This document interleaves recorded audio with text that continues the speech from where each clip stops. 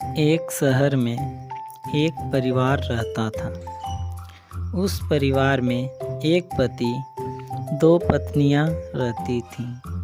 पहली पत्नी बहुत ही सिंपल और सांवली थी और दूसरी पत्नी बहुत ही मॉडर्न और खूबसूरत थी। उसका पति एक बिजनेसमैन था।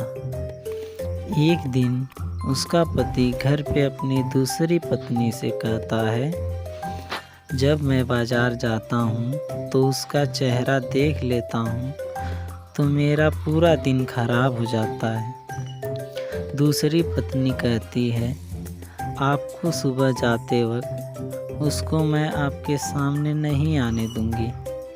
पहली पत्नी उस रूम के बगल में रहकर सब सुन लेती है और बहुत दुखी होती है और रो रही होती है और सोचती है, मैं सुबह उनके सामने नहीं जाऊंगी।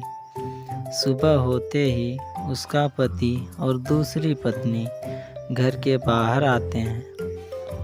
पति कहता है, आज का दिन मेरे लिए बहुत ही शुभ होगा।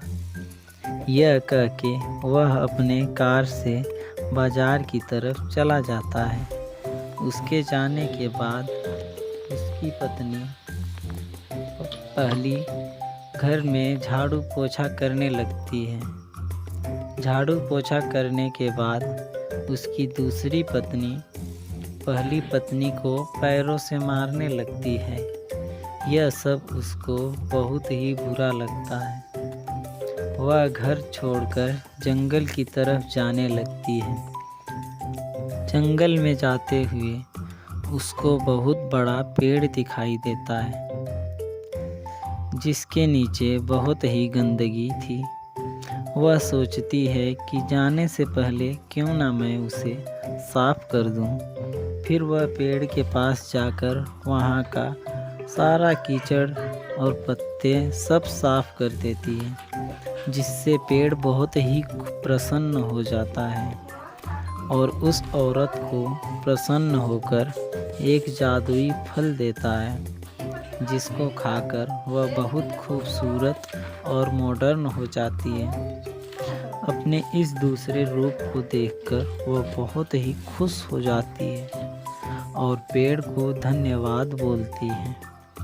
और जब वापस अपने घर जाती है, उसका यह बदला रूप देखकर उसकी दूसरी पत्नी बहुत ही आश्चर्यचकित हो जाती है और जलने लगती है और कहती है कि तुम इतनी मॉडर्न और खूबसूरत कैसे हो गई, और पूछती है कि इसके पीछे की क्या सच्चाई है। पहली पत्नी कहती है, मैं जंगल में गई थी और एक जादुई पेड़ ने मुझे फल दिया जिसे मैं खाकर इतनी खूबसूरत हो गई हूँ। यह सुनते हुए तुरंत दूसरी पत्नी जंगल की तरफ चल देती है और जाते जाते वह उस पेड़ के पास पहुँच जाती है और उस पेड़ से कहती है, मुझे फल दे दो, नहीं तो मैं तुमको कटवा दूँगी। वह पेड़ उसको एक फल देता है जिसे खाकर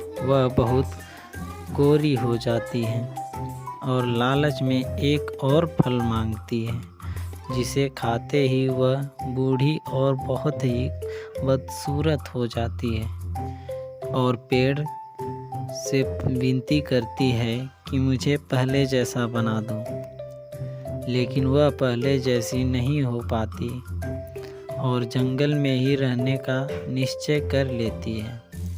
और पहली पत्नी और उसका पति खुशी खुशी अपना जीवन यापन करने लगते हैं।